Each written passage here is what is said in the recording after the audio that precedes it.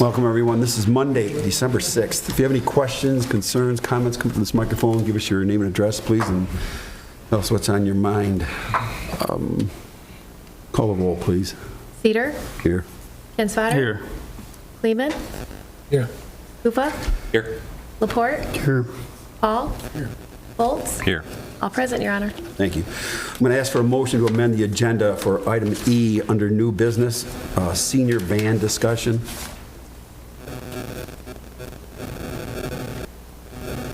Need a motion to. So moved. Support. Questions? All in favor, say aye. Aye.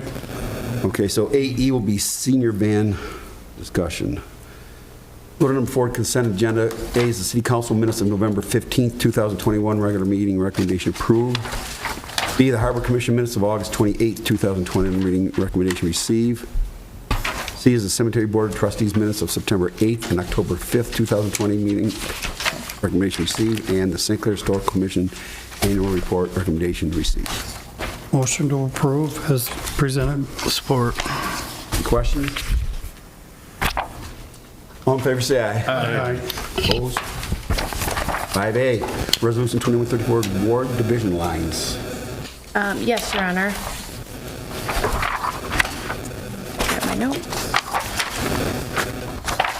So as you know, the U.S. Census is completed every 10 years. The city charter requires a review and possible reapportion of ward division lines following those results. Before you for consideration is a resolution and copy of the current ward map. The Election Commission, which per charter consists of the city attorney, city clerk, and city superintendent, met, along with the deputy clerk, and determined at this time to recommend no changes to the current division. We discussed the minimal population change, a loss of 21 people from 2010 to 2020, current registered voters in each ward, which are all within less of 77 voters of each other, current minimal wait times for in-person voters, and determine the current map is appropriate and fair.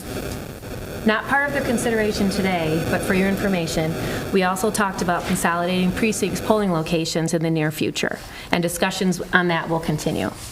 But for today, the action requested is to approve the resolution as presented. I just have a question on the separation between the second and the first ward that goes north and south. Is that the railroad tracks?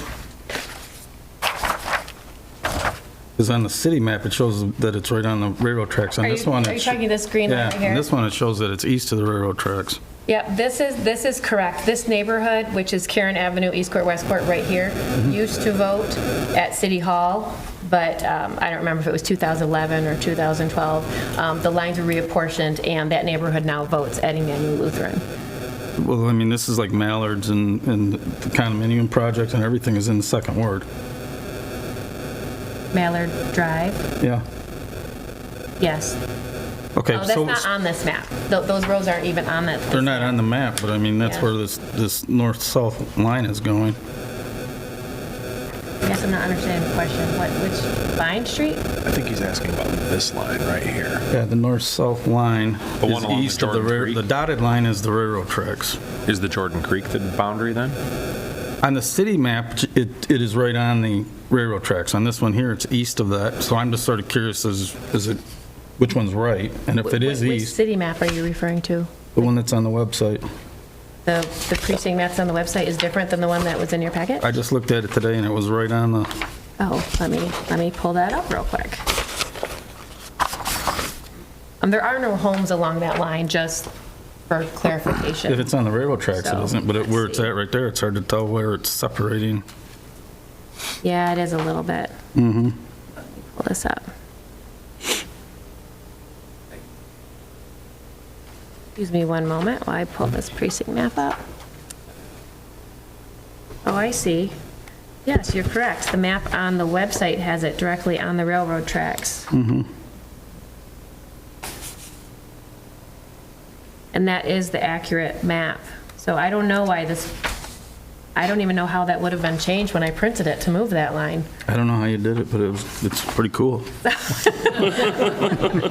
Well, I thank you for noticing that, and everyone on council, the map online is correct, so please be aware that looking at what was distributed, that green line that Councilmember Kinsfater noted should be moved to the left. But again, it doesn't change anything of what I stated with population and registered voters and what is in our qualified voter file. But thank you. I'll make sure that the correct information is everywhere it needs to be. Are those changes? Yeah, I don't know if I, Is the document, it'll slide them over. In the thing of it. I think that's what The happened. motion would be in order to approve with the change mentioned by Kinsfater, We need a motion, I'll make the motion. I'll support it. with the change that you Yeah. noted. All right. Any questions? All right, call the roll, please. Laporte, Yes. Hall, Yes. Volz, Yes. Kinsfater, Yes. Kleeman, Yes. Kuva, Yes. Cedar. Yes. Resolution adopted. Thank you, everybody. Thank you. Thank you. Good catch, Butch. B, Resolution 2135, renaming of Christian Bihas North to Magna Drive. Warren, do you want to kick this off? Yes, Your Honor, members of the City Council, good evening. Next item of business is a request from Magna Electric Vehicle Structures of Michigan to rename Christian Bihas Drive North to Magna Drive. Real quick, we have two industrial parks in the city of St. Clair. The original industrial park is also referred to the Christian Bihas Industrial Park, and that is the original road in that industrial park was called Christian Bihas Drive. Well, many years later, when the city acquired the property to the north, which is known and platted as the St. Clair Industrial Park, the road name was essentially continued, although in north of Yankee, it's referred to as Christian Bihas Drive North. So again, this request is only to rename that section of the road the Christian Bihas Industrial Park, and Christian Bihas Drive would remain. Additionally, something I didn't put in the memo, but we did reach out to John Haas of the Haas family. We showed him the letter from Magna and the request, and he had no objections on behalf of the Haas family to what they were seeking to do here. So I'm happy to answer any other questions you may have. Otherwise, the city is within its right to accomplish this renaming via resolution, which is included in your packet for your approval. I have a couple questions, Warren. I'm glad that you reached out to the family. Thank you for doing that. The Magna letter says something about using funds for the signage at Magna Drive and Christian Bihas Drive at the intersection of Yankee. Have any idea about what that signage would be? I believe there is signage there that is at both entrances of Christian Haas, one off Range and one off Yankee, if I remember correctly. I didn't believe that there were signs. However, when we're talking about, standard road signs of, and that's actually not a city road either, that would be a county road is Yankee Drive, so we would have to follow, MDOT street sign specifications and the like. So I would imagine that's what the street signs would be. So we're just talking about like a green intersection sign? Yeah. Okay. I drive by it almost daily. I'm almost positive there is a sign at the entrance of both of those on Christian B. It says Industrial Park or something like that. I don't know who maintains those or if that's part of the process, but I think that's something we should look into. And if there is signage that's going to go on the other side, it should match if there's something we're doing with that. Just a couple thoughts. And Misty Rice from Magna is here tonight if anybody wants to specifically ask her anything about anything, I guess. Questions you guys might have. All right, then I'll ask for a motion to put this resolution into effect. So moved. Support. All right, the motion is made, supported. Any questions? All right, call the roll, please. Hall, Yes.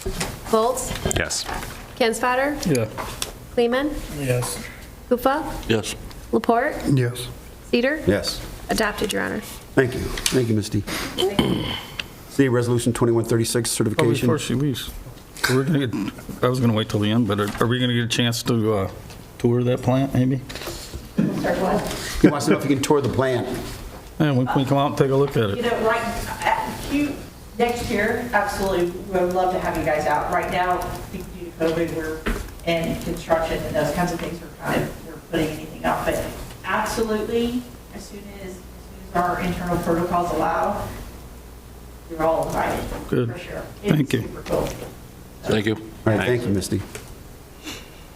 All right, C's Resolution 2136, certification of additional streets, Woodland Estates. Mr. Rolte. Yes, Your Honor. Before you this evening is a resolution that, although we did accept and complete the Woodland Estates Condominium Number 2 Special Assessment Project and took those roads on, in order for MDOT to recognize us taking those roads on and conversely, them giving us the Act 51 money on an annual basis for that road mileage, we need to pass a resolution this calendar year, so that way when every April as a street administrator, MDOT sends me a map, I have to review the map. If there's any changes, I make a note, I have to provide a council resolution. We haven't had to do this since I've been here, but the resolution that MDOT requires, you need certain legal, description language of the roads. I had AEW prepare these descriptions. I actually sent the resolution to MDOT already for them to review. They found it satisfactory, and again, in order to receive Act 51 money for those streets, we need to pass this resolution this evening. I'd be happy to answer any questions if there are any. Make a motion to approve. Support. Motion made, supported. Questions? Call the roll, please. Who supported that, please? I did. Mitch. Mr. Kufa. Thank you. Foltz? Yes. Hinswater? Yes. Kleeman? Yes. Kufa? Yes. Laporte? Yes. Hall? Yes. Cedar? Yes. Adopted. All right, thank you. Number 6, reports administration. Mr. Rolte. Yes, Your Honor, 2 items this evening. This is the last week of leaf pickup. We'll be out every day this week following the regular schedule that's posted on our website for pickup areas. We may be ahead of schedule in some of the times, so again, encourage everybody to have their leaves out as soon as possible to ensure pickup this week. Second, I just want to make a special note that the Planning Commission meeting meets the second Wednesday of the month, is scheduled to be at the old elementary school building to consider just one item of business, talk about an ordinance, but also the Planning Commission is going to take a tour of the school facility as well to see the work that is being done there. And I welcome, if anybody is interested who wants to learn more about what the Planning Commission's working on and what's going on in that building, I encourage you to come out. That is 7 p.m. Wednesday, December 8th. At Eddy Elementary School. Nothing else this evening, Your Honor. Any questions for Mr. Rolte? All right.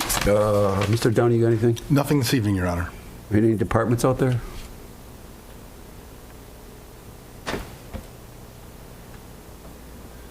Good evening, Council. I just want to let you know that I've talked to Mayor Cedar and Mr. Rothi about the Christmas parade. There was a wonderful crowd there, but the crowd got a little closing. They moved way into that parade. I know Mr. Volz's band had barely enough room to get down the road. Mm-hmm. And I only have 6 guys working it at time and a half, and they're keeping the intersections closed so people don't drive. And I don't know how we make parents be parents and keep their kids on the curb, but that's what we got to work on. And we do have a meeting Wednesday to discuss it with the parade committee and Mr. Rothi. So we have some ideas, and hopefully it's a lot better next year. But that crowd was big, and it was wonderful to see, but kids got a little too close to Santa and everything else. So just so you know, we're working on it. All right? Thank you, Chief. Thank you. Okay, D is authority boards, commissions, committee chairs, council. That's okay. Sorry. Oh, yes, I just wanted to take a moment to thank council for the opportunity. Last week, I attended the Michigan Association of Municipal Clerks Masters Academy, which is great networking with other clerks throughout the state of Michigan, and also to thank the Clerks Association of St. Clair County for a $500 scholarship towards that education. Thank you very much. Thank you. We have no unfinished business. We'll go to number 8. A, approve Aben March engineering proposal, Harbor North Wall, Rotary Park. I'll introduce this item while Harbor Master Shorkey approaches the podium. In the last few months, we've had talk and conversation about the north wall or Rotary Park, the boardwalk that's there in between Pepper Joe's and Great Clips and the Coney Island development. And I think the first starting point is to identify what is our vision here. Let's do a conditional assessment, and then let's work together. And when I say we, I mean primarily the Harbor Commission, with some, participation from the City Council as appropriate. So, what do we want to do with the space, not just in terms of safety improvements, if there are those to make, but just, is this space working the best for us? So I reached out to Evan Mark, got a proposal. They were the engineering firm who did the work in 2005, 2006. They helped the city secure a $2.3 million grant back then to do renovations at the harbor. That was before my time. I don't know exactly what was done. But they did come highly recommended, and I thought they would be a good starting point. They have a history of acquiring grants for municipal clients, municipal marinas, and with that being said, Dave is here to talk more on behalf of the Harbor Commission and as the Harbor Master, so I'll turn it over to him. Thank you, Warren. There are members of the Harbor Commission here. Mitch Cuffa is our council rep, and we have Chairman Jim Harkins, Vice Chair Nancy Boda, and a couple members, Chuck Harder and Keith Wynn here. And each year we go through the harbor, and we have 5 meetings a year where we discuss all the facilities along with the other business of the harbor. But one thing that we do at the beginning of the year is we go through, we walk through the harbor, we look at the facilities, we discuss them, our improvements, we try to have short-term plans, longer-term plans.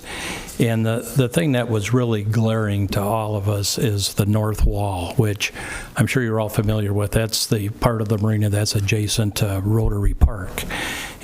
We have 12 power stanchions there, and when I walk it, and I've tried to speak with the marine construction people that are local, and they said that there was an issue there when they tried to put that seawall in years ago. And if you look from Pepper Joe's, it goes about 60 foot, and the break wall is full right out to the end of where the docking is. And then the next 230 feet, it's set inside, back in about 8 feet, and then the remaining 230 feet, the seawall's back out again. That gives some problems with us with trying to secure pilings to the dock. The actual docking we had a year ago, right before COVID came, we had a local company come and with the dock boards, strip them down, restain them, seal them, but they're really in bad shape. I'm not sure how old they are, but it's something that needs to be replaced. It's dangerous. It's not ADA compliant.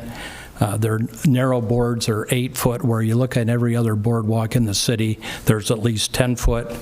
We have loose pilings. The power pedestals are aging.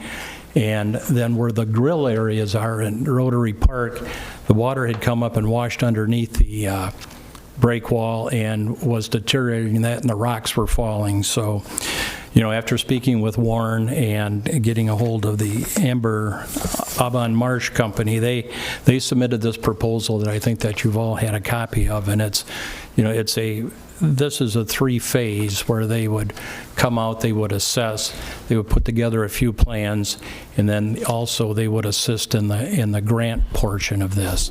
And the Harbor Commission at our last meeting, which was November the 8th, it was unanimous that we would like to move forward with this proposal. Thank you. Any questions for Dave or for Warren? Appreciate all your hard work with this Harbor Commission. We know that has to be done. Well, and that's an area, it really, for a lot of people, that's their entrance into St. Clair. And I mean, we have a special town, we have a special waterway. The Rotary and the Garden Club have put that project together to clean up where the floating docks are over by where the fish is, by where the Coney Island is. And, you know, that, it's such a beautiful area, but it's a little bit tricky too with that slope for the park coming down to where the docks are. So we need the professionals involved in this to give us some direction on how we can take care of it. And these people, they've worked with big projects all across the state, and, you know, this is their specialty. This is what they do. So we would like to move forward with it.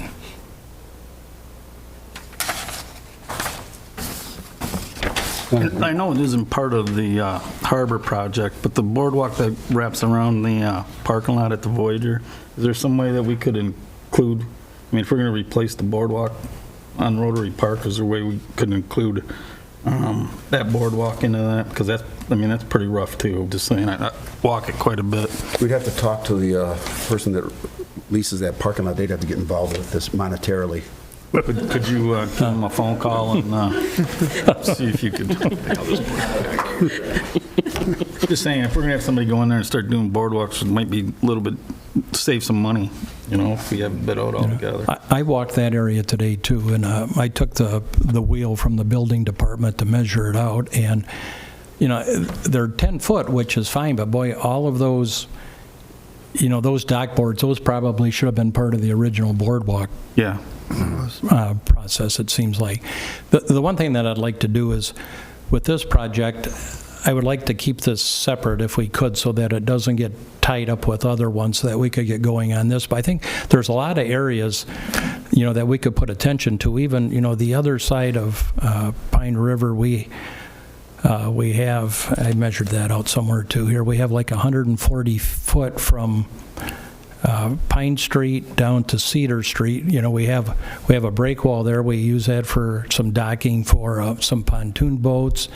And then even from a city standpoint, we have from where the end of Juliet, there's a few of the boathouses there, but from the end of the boathouses down to where the other ones start, we got another 433 foot of river frontage that we're really not using at all. And it's, you know, we may want to think about other you know, kayak launches or another small boat launch or some type of floating docks that I think we can, there's a lot of things that we can do to utilize the river, and I think we'll have a lot of different plans that, you know, if we put our heads together, we can come up with some good ideas for.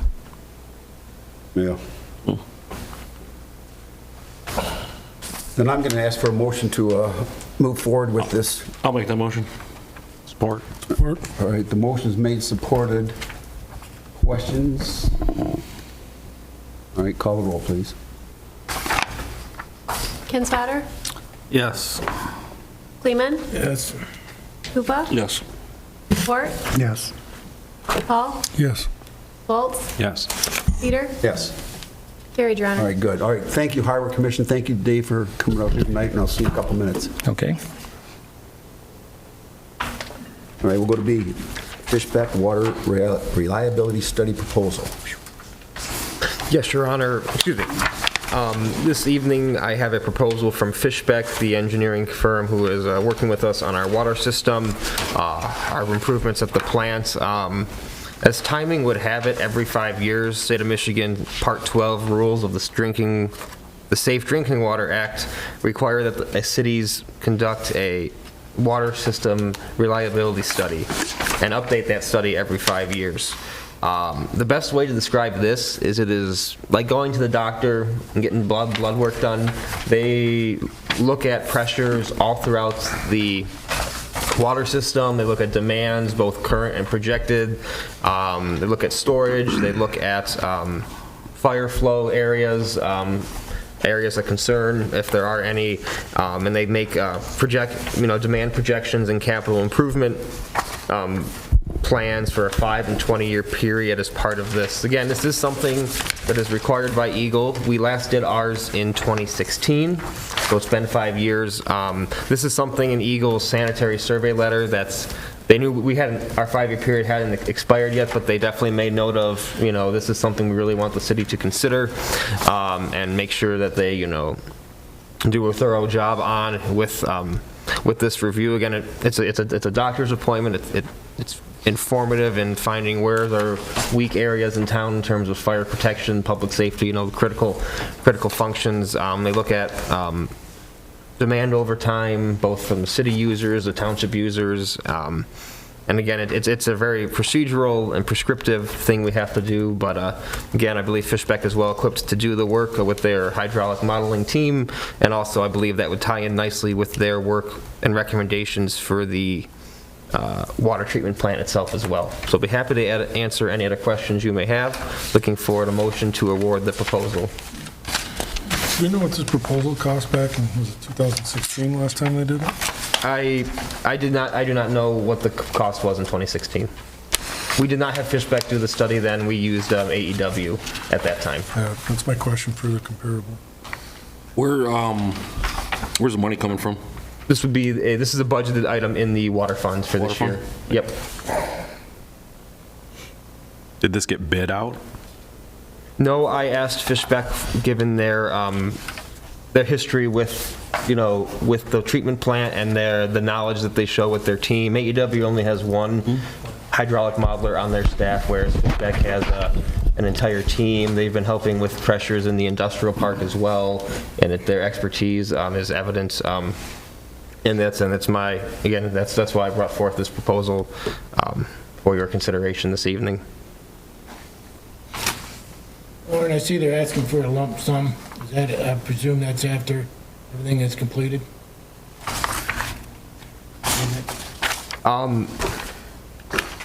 Well, typically, when we do projects like this, which we do with AEW lump sums, typically we do a percentage. So if the project's 30% complete, there's a 30% progress payment. A lump sum to me is all at one time. Mm-hmm. Yeah, I'm looking at the terms and conditions here. Method of compensation, lump sum lump sum to me is all at one time. So my question is, you're going to get the money when this thing's completed? I'm looking at on the terms and conditions sheet, which is attached, and I'm reading. I direct your attention to item 9. I'm looking at the professional service agreement. That's what I'm looking at as well. Method of compensation, what's it say? Oh, you're on the wrong page. This page right here. Yeah. It does say lump sum. Okay, so it's a lump sum when this thing's completed? Or are they gonna want the money before they start? That is a question I'm not unable to answer at this time. I'd like to know before I vote on it. If they want it all at one time, I'd like to know if it's gonna be when this thing is done and we get it, or before they start, or what. I'm not in favor of giving it to them before they do anything. I'd like to table it till you give me an answer. I understood. Isn't it answered in number 9? It says right there how they get paid. It says they get paid. It says right there. What's that? 4 weeks. Yeah, every 4 weeks. Payable upon receipt. In the professional service agreement, it says one lump sum. Yeah. Yeah, but if you look underneath that, it also says that didn't get marked as the hourly billing. So I think what they're saying there is it's not being charged by the hour. It's $32,800. They're not going to charge by the hour. That's the way I look at it. Then I need the definition on a lump, what is considered a lump sum. I think also if you look under agreement where it says the agreement consists of this page and down to check terms and conditions for professional services attached, and that is checked, and that is the page with 1 through 19, and which number 9 lays out payment to Fishback invoices that will be issued every 4 weeks. Is that, would you concur with that, or? I do, Your Honor, and I would further indicate that I think that Councilmember Kinsvater has analyzed correctly the issue that was raised by Councilmember Kleeman, that the lump sum is defined as the opposite of an hourly tolling. So they're setting forth what the cost of the project is. It's a lump sum project, and it's going to be billed intermittently, I think, every month until the project is completed. That's paragraph 9 of the terms and conditions. Yeah. And as I was mentioned before, all our engagements with Anderson, Eckstein, and Westrick, one of our engineering firms we use, such as road projects, those are all lump sum projects.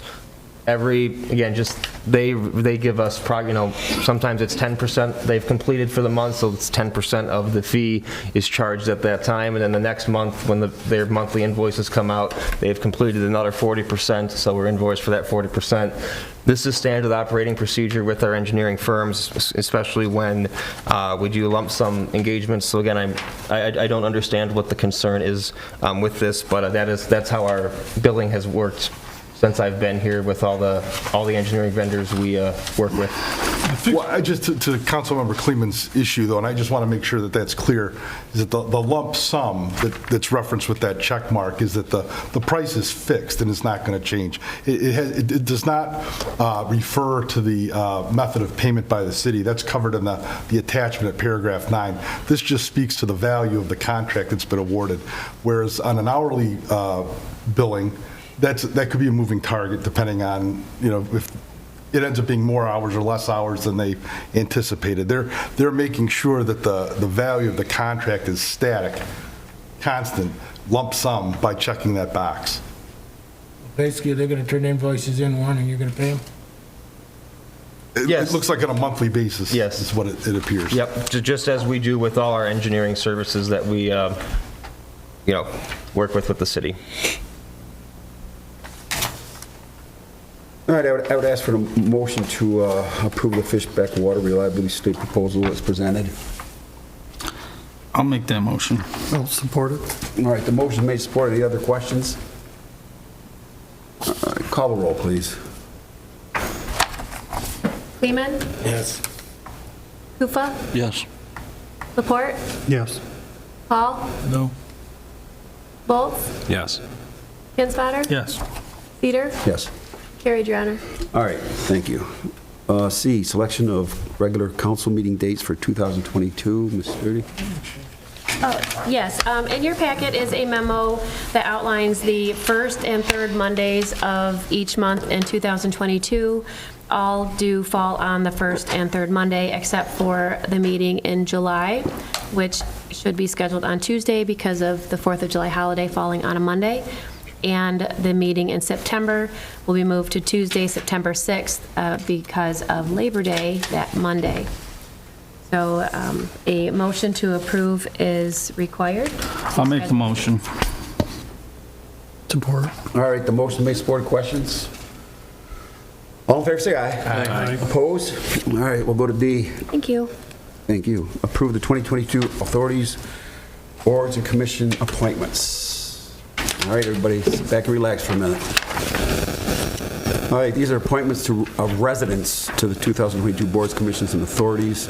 I'll go through the entire list, and then you can question or approve or a combination of all that. The Building Authority reappoint Chad Muldermans for a 6-year term expiring December 31st, 2027. Dangerous Buildings reappoint Rick Jefferson and Phil Porte for a 1-year term expiring December 31st, 2022. Downtown Development Authority reappoint Tim Burns for a 1-year term expiring December 31st, 2022. The Electrical Board reappoint DeLoss Boyer for a 3-year term expiring December 31st, 2024. Golf Commission reappoint Grace Hurley, Abe Lever, Dan McCartney, Greg Hawkins, and Rick Schweihofer, each for a 4-year term expiring December 31st, 2025, and Peter Tinsey for a 1-year term expiring December 31st, 2022 as the Lions Club representative on the commission. Harbor Commission reappoint Nancy Boda and Keith Wynn, each for a 3-year term expiring December 31st, 2024. Historical Commission reappoint Mary Boda, Joanne Kinsfater, and Beverly Stewart, each for a 3-year term expiring December 31st, 2024. Housing Commission reappoint David Gillis for a 5-year term expiring June 30th, 2026. Appoint Ken Bacon to fill the remainder of a 5-year term expiring June 30th, 2023, and Gretchen Cosner for a 5-year term expiring June 30th, 2026. Library Board reappoint Mike McCartan, Kathy Rude, each for a 3-year term expiring December 31st, 2024, and Kathy McConnell, Friends of the Library, representative for a 1-year term expiring December 31st, 2022.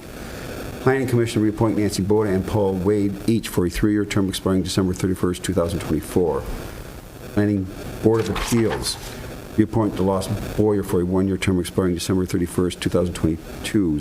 Zoning Board of Appeals Reappoint Burton Brooks, Ralph Kozowski, Doug Glassford, and Doug Vernier, each for a 3-year term expiring December 31st, 2024. Okay, I'll ask for a motion now to approve these appointments because these do not require any kind of residency. I'll make a motion to approve those appointments. I'll support. Any questions?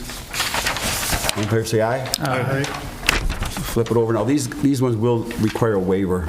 The Electrical Board is to reappoint Keith Kleeman, 4867 Rattle Run Road, for a 3-year term expiring December 31st, 2024.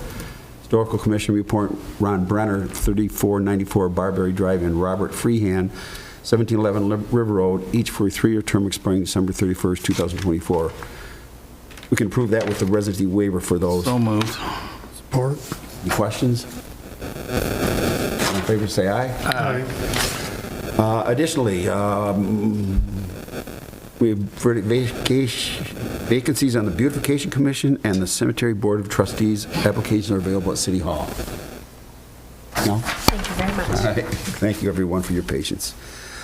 Let's go to E, senior van discussion. Mr. Shorkey, you're back.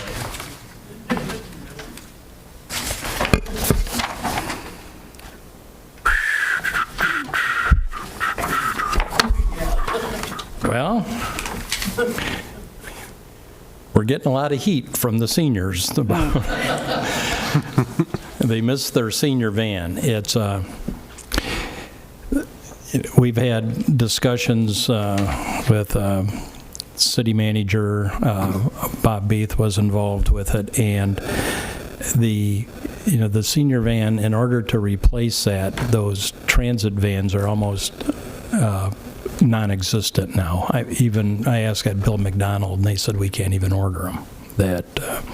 So we're looking at something that we can purchase, be able to handle the seniors and their transportation needs in the city. And one thing that's interesting, I think, that everyone should note too, is that I think the city of St. Clair is the only one in this area that has a senior transportation within the city. Most of them are relying on the county. And I think, that's one thing that shows that what St. Clair, we're a little bit different. That, we take care of our people. We take care of our parks and everything else. And for the people that use it, this is very important. So trying to find a van, and according to Blue Water Transportation, as I understand that, we do not have to have a wheelchair lift in the back. Yet the lift that was in the other van, it was in the, I think it was a Sprinter van that we had before that we sold, and then they put it in the transit van, but they had to change it, and the thing broke down all the time. We had it at Braun a few times. I would drive that. There were different times you had to manually operate it. It's not something that it was in good working order, and actually we used it very seldom. So with Blue Water Transit not requiring a handicap van, that the most logical means of transportation is just a minivan type vehicle. And nowadays Chrysler seems to be the only company that really makes one other than Honda and Toyota. I checked with a Honda dealer. They had one that had a lot of miles on it and was very expensive. So I know that we like to consider local vendors first. St. Clair Chrysler, they had 3 on their lot. They priced those out for us, and then I also went out to Dick Huvar out in Richmond. They had a number of them available, and we took from different categories so that we could make some comparison pricing on these to see if that's something that you would like to move forward with. There was an insurance claim that we received, and I think was it $37,000, I believe, is what we were allowed on the insurance. Actually, we paid $30,000 for that transit van when we purchased it about 5 years ago. So these were all lease vehicles that have come back. I think one of them, actually, a gentleman passed away, and they got his car, but we had Carfax run on all of these. None of these vehicles have had any accidents. They're all a one owner, and it kind of melts down to where, in discussion with Warren, that we like the ones with the lower mileage on them. The van is used for senior transportation and also as a harbor van for our guests that are in the cities.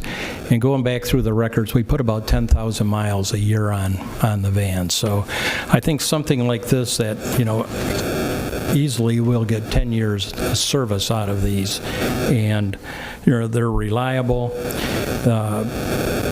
I put a dot on a couple that I thought were, seemed a little better shape. They were lower miles than the other ones. And I've looked at these. None of them have marks on them. There's one from St. Clair Chevy. It's a 2019.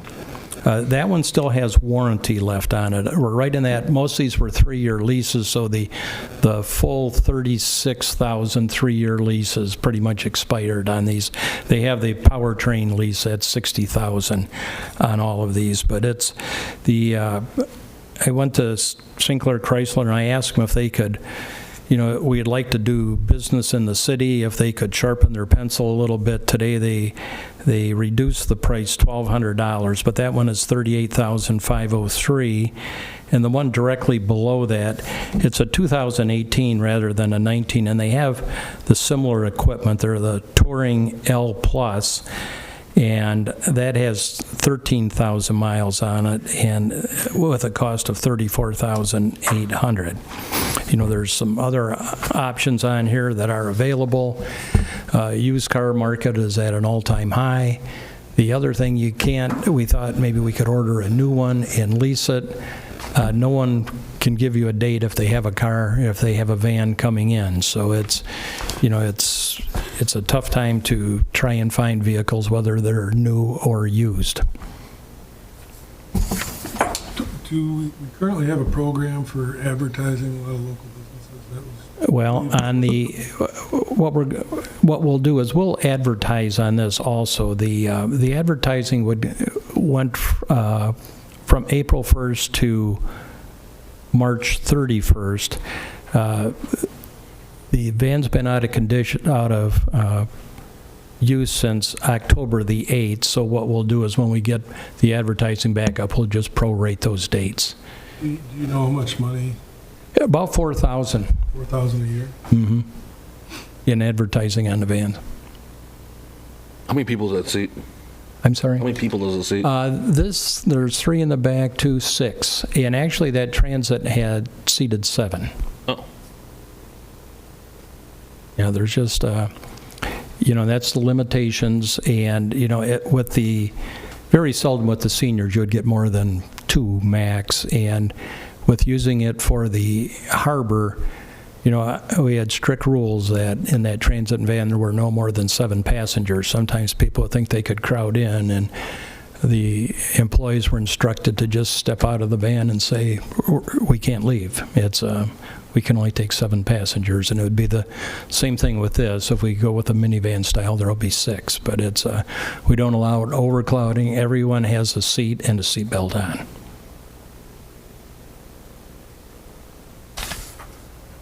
Well, I think this is a good idea. Number one, I think using it for the harbor and this program, if the program fizzles out in a few years and people aren't using it, the harbor can still use it. Exactly. I mean, the harbor used to have a van for themselves and eventually wore out, but they usually had some type of transportation. And actually, to find someone to drive the van is not an easy option. We had 2 people that were sharing it. They both had medical issues. Neither one have been out.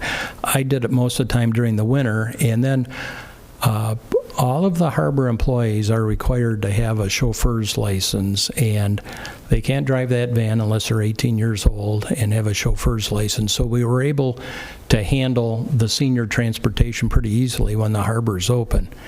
I do have one gal that worked at the harbor, lives in town, and she'll drive the van occasionally, so it's nice. She's a good relief driver. She'll work a couple days a week, so we can have that. But what happens, just for your people's knowledge, with the van is you don't know who you're going to have until the day before, and it would be hard for an employee because sometimes you'll have one person or else the next day you'll have 6.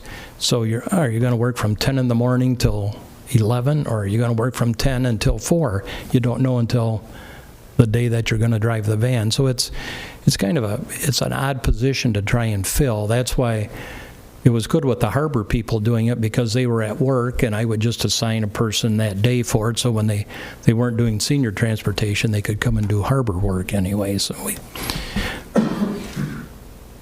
unless the council has some other input, my feeling is the St. Clair 2019 Red Touring, it's $3,000 more, but it's a year younger and it's right in town here. And it has warranty. That has warranty. That has warranty. until it went into service 10/4 in 19, so it's got, up until October 4th of 22, it has the full bumper-to-bumper warranty on it. Is that a motion, Bill?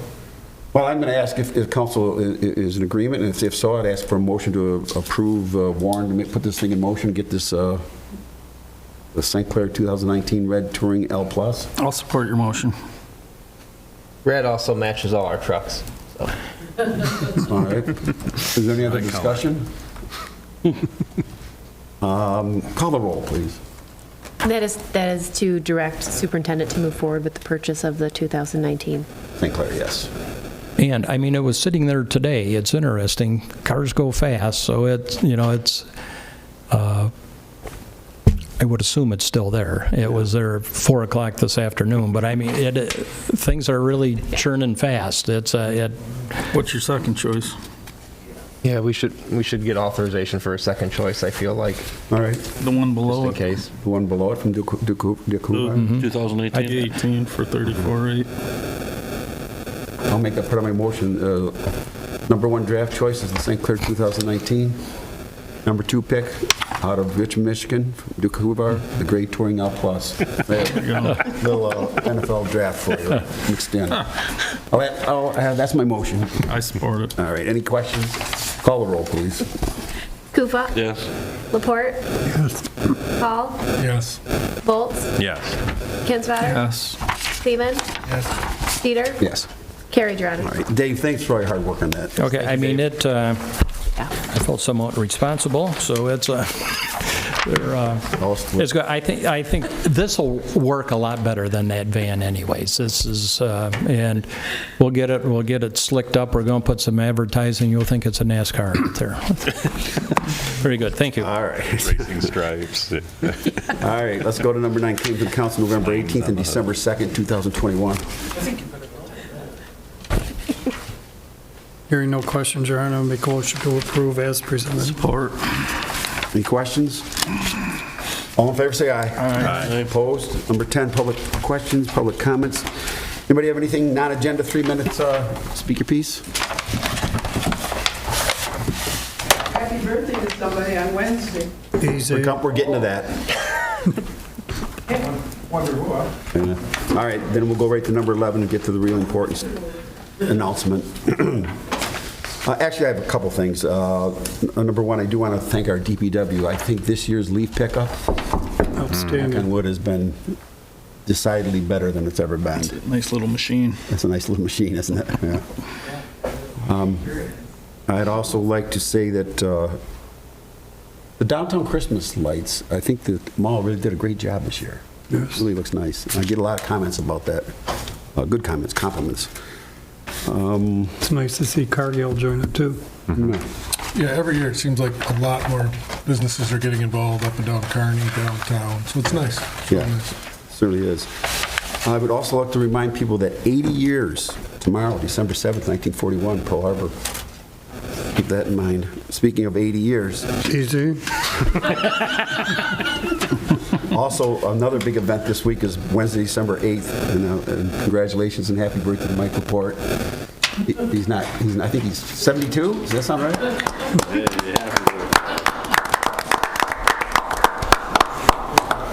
You're hanging in there, buddy. You can do it, come on. I also want to take a moment and everybody just kind of think in their mind for a minute about the people over there in Oxford, Michigan. We just had terrible, terrible situation over there, and I think our thoughts and prayers, and I'm sure people are just praying to relieve their pain, but please keep that situation in your heart. else have anything? One other thing, Your Honor, in front of each council person, there's an evaluation form. We would ask that it would be turned in by next Monday to the city clerk, so it can be tabulated and presented at our next meeting. Good. Good reminder. With that, I'd make a motion to adjourn. Or, All in favor, say aye. Aye. Opposed? Careful, everybody. Thanks for coming.